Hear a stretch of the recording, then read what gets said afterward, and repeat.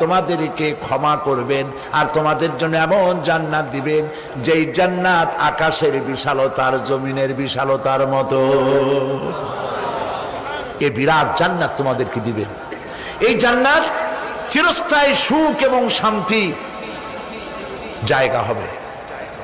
মাসালুল জান্নাতিল্লাতী উইদাল মুত্তাকুন ফিহা আনহারুম মিন মাইন গায়রি আসিনিন ওয়া আনহারুম মিন লাবানিন লাম ইয়াতাগায়্যার তা'আমুহু।